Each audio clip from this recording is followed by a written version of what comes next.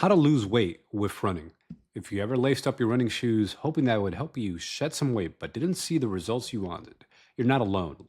Let's talk about why that happens and how to fix it. See, according to the CDC, over 40% of adults in the US are obese. And there's a small percentage of them, which I commend them, take up running because they're trying to get healthier, trying to lose weight, get to a healthier weight. But here's the thing, not everyone sees success when they take up running to lose weight. It's because running alone isn't enough. And today I'm going to show you how to lose weight effectively with running using smarter strategies. For you guys who are new to my page, my name is Dr. Ray Peralta. I'm a physical therapist and run coach, and I've been in the field working with patients and athletes and clients from things with injury rehab, improving the running performance, and even weight loss for the past 10 years now. And today I'm going to share why running alone isn't enough and what are the smarter strategies to help you if you want to take up running to help you lose weight. So the thing is with weight loss, 1 pound of fat is equal to 3,500 calories. And to burn just 1 pound of fat, you need to run 35 miles at a moderate pace, which is about a 10-minute per mile pace. While this might work for more experienced runners, people who are like running for a marathon and they're able to run the 10-minute per mile pace or faster, it's not always feasible for beginners who have a hard time even just hitting like a 13-minute per mile or 15-minute per mile pace, especially if you're obese. It's going to be really hard for you to hit a 10-minute per mile pace. And then on top of that, do 35 miles a week of running volume. That might be a lot for your body and can lead to overuse injuries. Unfortunately, I see so many beginner runners who try to lose weight with running end up getting hurt. Things like knee pain, ankle pain, just because they try to do this high volume routine that their body's not used to and they get overuse injuries. And running alone is also not the most efficient way to lose weight as well. Because even if you're on the more like an average type runner build, like maybe you're not even obese or overweight, maybe you're actually more on the thin side, you may still carry stubborn fat on you just because when you're doing distance running, it builds up cortisol, which is a stress hormone. And that stress hormone oftentimes causes a buildup of abdominal fat. So have you heard of the term skinny fat? So skinny fat refers to a person who's, although they're skinny, they still have some fat in their abdominal and their stomach area just because they have an upregulation of stress hormone cortisol. So they may do running, they may actually be able to run, marathons and stuff, but still have some abdominal fat, excessive abdominal stomach fat, just because running alone, unfortunately, can build up cortisol, stress hormone, and then make it harder to lose that stubborn, like 10 pounds of fat, which is kind of around the midsection. And that's because running alone, especially doing distance running, is not the best way to lose weight.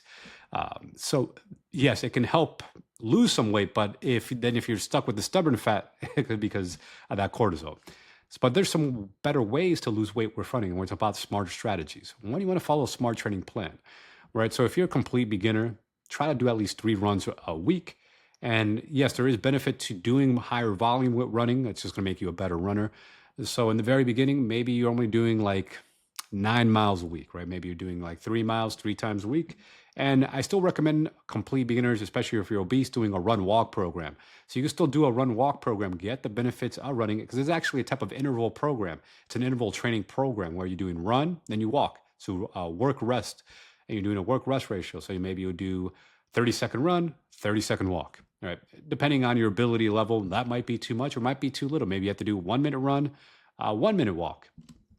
There's different variations of run walk, but I recommend most beginners, even if you're trying to do it for weight loss, do run walk. And even if you're fitter, you could do the runs faster. So it'll be like a style of speed work, right? So if you're a lot fitter, you could do a faster run, almost like a sprint. Again, this doesn't apply to the very obese because this might put you at overuse injury, but maybe you're more an experienced runner and you're trying to lose like stubborn, like that last 10 pounds or whatever, like the stubborn fat, then you could do a faster type of runs, almost like the kind of sprint style workout where you sprint, then you walk or you sprint or you jog. But this is before the experienced runner. If you're a complete beginner and you're obese, I still recommend more of a jog walk or an easy run walk versus doing like sprint walk intervals. You do that 3 times a week, and that's going to really help you improve your fitness and help you start to lose weight. And then as you get more experience with running, you could make those run workouts longer. So instead of like 20 or 30 minutes, now you're doing 45 or 1 hour long run workouts, and maybe you're covering 6 miles. So now you're doing 6 miles 3 times a week, and now you're looking at like 18 miles a week, right? So that's going to help you burn more calories just because now you're doing more mileage. So again, for every 1 mile you run, it's about 100 calories, right? And then as you get even more fitter, you might even do closer to like a 10-mile run, right? Or maybe you do more days of the week that you're running. Maybe you're doing 5 days a week versus 3 days a week with running.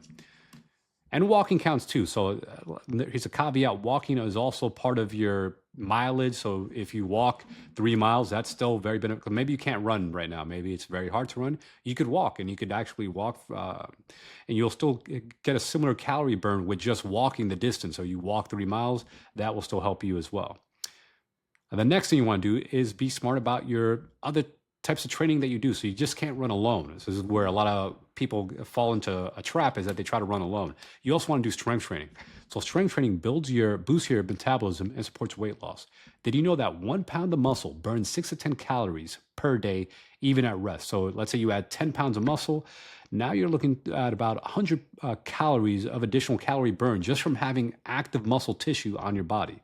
And that could be the edge you need to help you burn fat, or even burn that stubborn belly fat that's been kind of hanging around just now because you have more active muscle on your body that will help you burn the fat.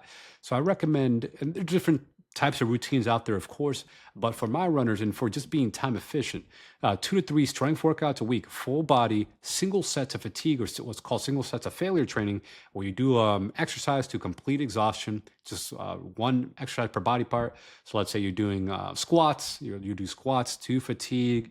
If you're not, confident doing squats because maybe you're not aware of the right technique, you could do leg press. You could also do machines. So you might do the leg press machine to fatigue.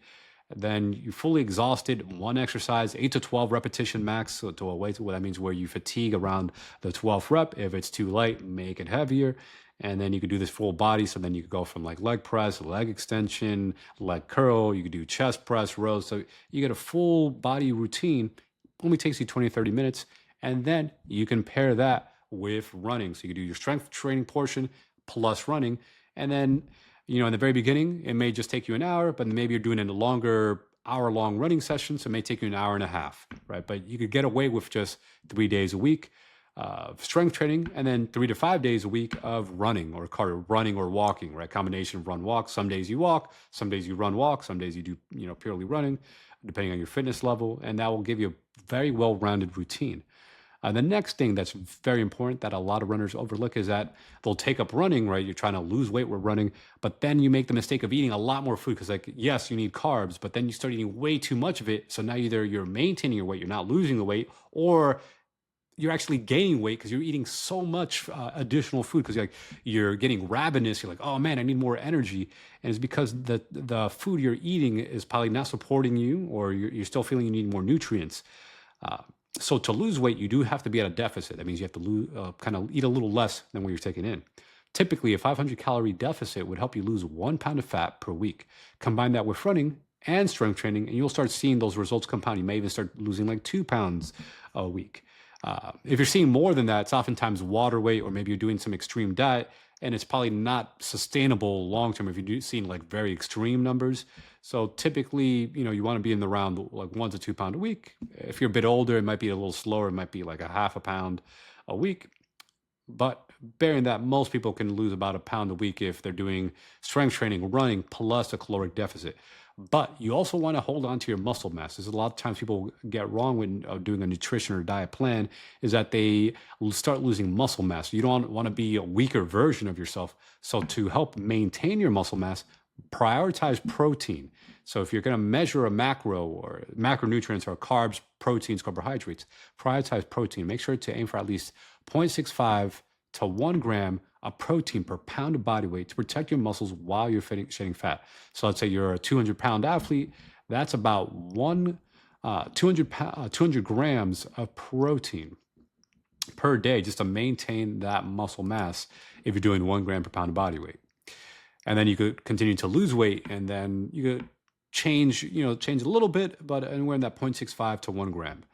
So how to measure your food, right? Obviously, you could use trackers, food trackers like MyFitnessPal. There's different nutrition apps, but you also use your hands to measure portions, right? You can use your hands to measure, like, okay, the palm of your hand will be like a pound of protein. A cup handful will be like a cupped handful of rice or grains, a piece of fruit.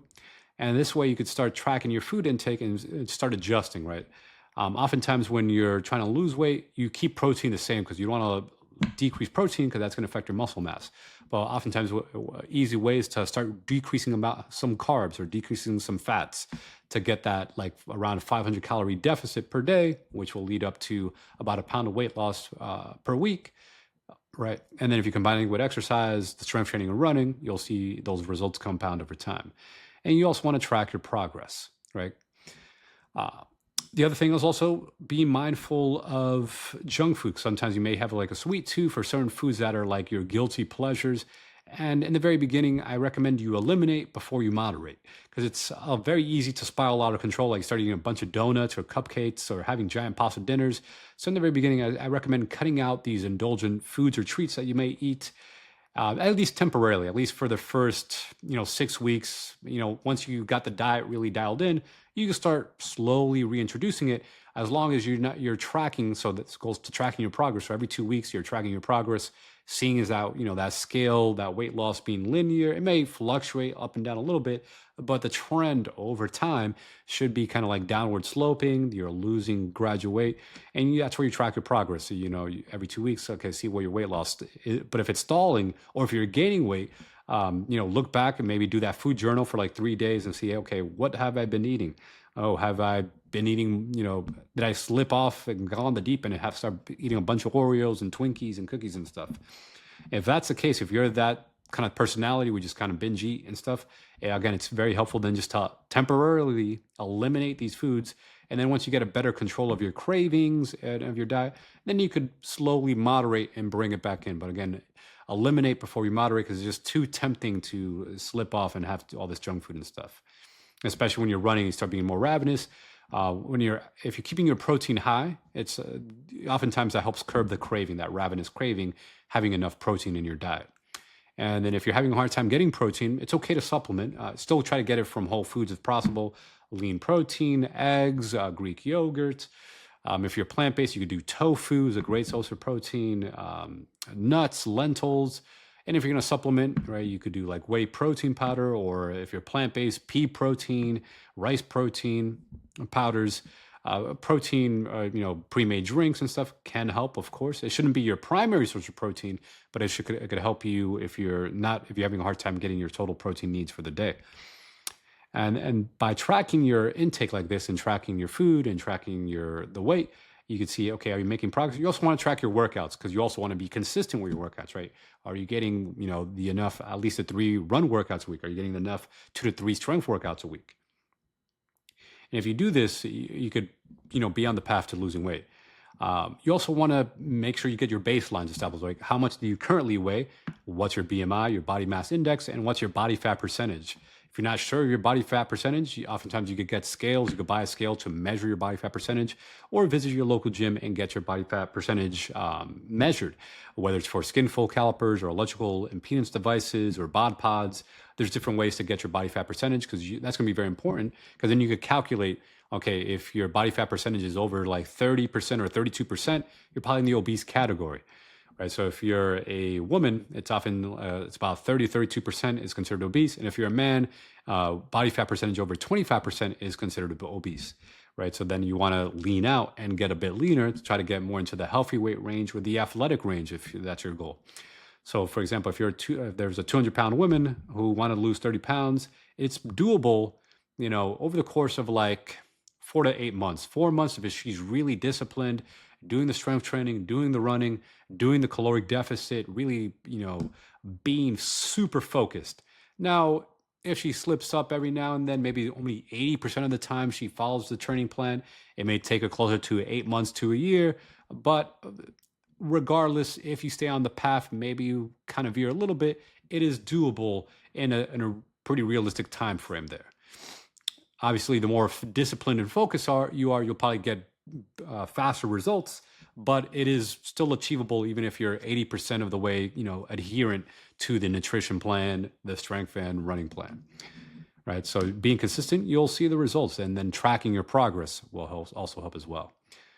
So it's not just about running alone, right? You got to run smarter. Combine running with strength training and nutrition, watching what you eat. and will really make help you make progress with this.